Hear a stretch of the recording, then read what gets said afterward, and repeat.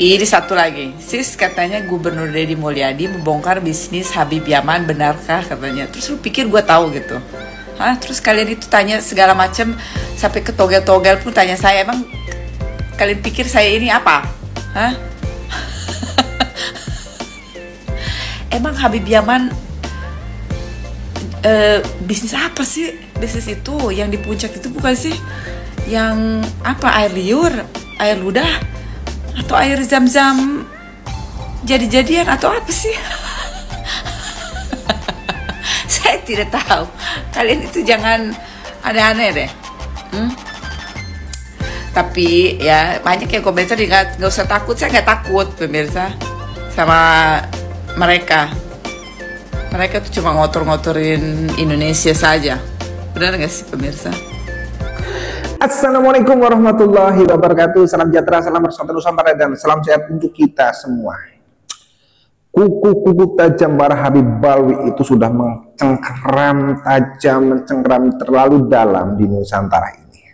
Ya bayangkan, karena sudah berpuluh-puluh tahun, bahkan sudah ratusan tahun, mereka para Habib Balwi ini mencengkeram sehingga mencekoki otak-otak seluruh masyarakat di bumi, termasuk saya. Saat itu, tapi kalau sekarang sudah tidak gitu. Iya, jadi karena terlalu lama para Habib Balwi itu mencengkeram bumi Nusantara ini, sehingga mereka doktrin-doktrinnya itu sudah masuk ke dalam pemerintahan, aparat, ya baik TNI Polri, kemudian bidang pendidikan, agama itu pasti, budaya, ormas-ormas gitu. Iya. Bahkan di bidang pendidikan pun mereka sudah menancapkan kuku tajam. Ya sudah memasukkan agen-agennya ke dalam bidang pendidikan. Ya makanya kita sering menemukan ini. Di berbagai buku itu ada ya penyelewengan, ada pembelokan sejarah dan sebagainya. Kalau yang seperti ini saya kira ya demen nih untuk membahasnya. Kali ini nanti lawannya adalah ya generasi-generasi muda sekarang.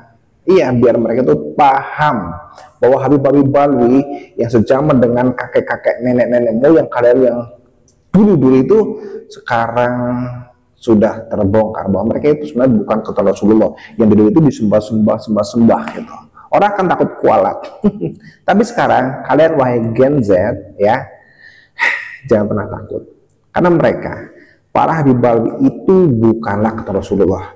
Kalau dulu mbah-mbah kita, leluhur kita itu masih mengedepankan husnudzon, ya tentunya karena Habib-habib dulu itu ya setelah perang kemerdekaan itu mereka tidak terlalu banyak cincong, sehingga sangat minim alasan ketika kita itu membenci mereka.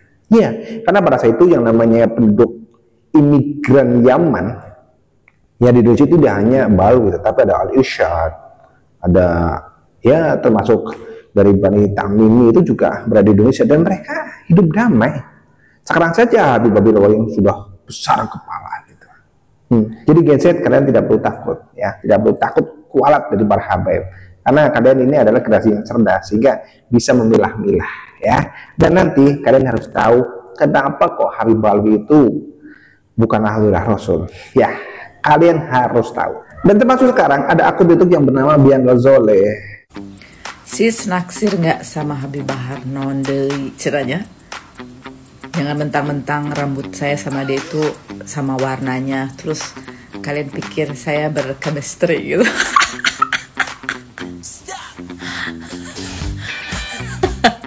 Hei Gusti, Habib Bahar yang kayak itu apa? Yang seperti Wahid itu kan sih? Yang kok aneh-aneh. Dia ini adalah seorang tiktokers yang sudah lumayan banyak followersnya. Kemudian dia itu dari kalangan nasionalis, orangnya cantik tetapi berani. Untuk membahas masalah nasabah baik, ya jadi dia itu tidak kemabit gitu.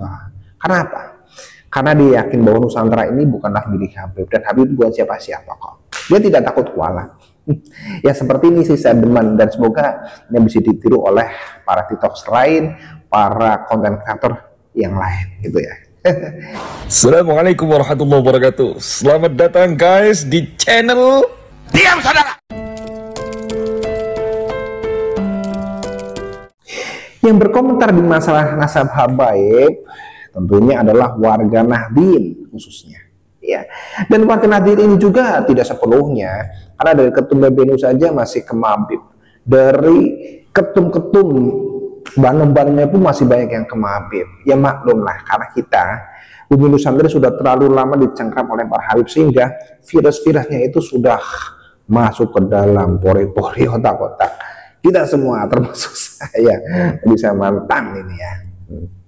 Iya, jadi Gen Z itu harus tahu bahwa Habib Balwi itu yang selama ini kita anggap sebagai Rasul, sehingga apa yang diucapkannya itu bahaya nih milalati, ya, bisa memberikan kita sebuah kekualatan gitu. Enggak lah, nggak perlu takut. Karena begini, iya, kalau dulu kita berhusnudon dengan mayoritas masyarakat Nusantara ini menganggap bahwa mereka itu adalah Rasulullah, ya bolehlah. Dari dulu memang Habib Balwi itu tidak terlalu banyak bacot begitu. Tapi ketika sekarang ketika mereka itu terlalu banyak bacot, sehingga kan kita bertanda tanya besar gitu. Masa iya sih cucu Rasulullah seperti itu, benar nggak sih gitu. Akhirnya kita sebagai umat Rasulullah kan harus mencari tahu nih, sebenarnya benar nggak sih kalau ini dibiarkan seperti ini, itu bisa mencoreng nama Rasulullah. Iya, maksud Rasulullah ada yang merampok, ada yang maling, ada yang merebut apem, Daud dan sebagainya, bahkan yang murtad sekalipun seperti Thomas Kesegaf itu. Jadi kita kan boleh bertanya, dan ini adalah demi marwah Rasulullah. Sehingga ketika Imam Usman Al-Bantani itu membuat tesis, akhirnya kan Balwi rungkat. Iya, karena kiamat itu bukan hanya asumsi semata, tetapi dari sumber sejarah, dari kitab-kitab, dari bukti-bukti, kemudian dari tingkah laku pola mereka, kemudian dari ilmu filologi, bahkan sampai dengan tes DNA, fix bahwa mereka berhabib Balwi itu bukan durah Rasul.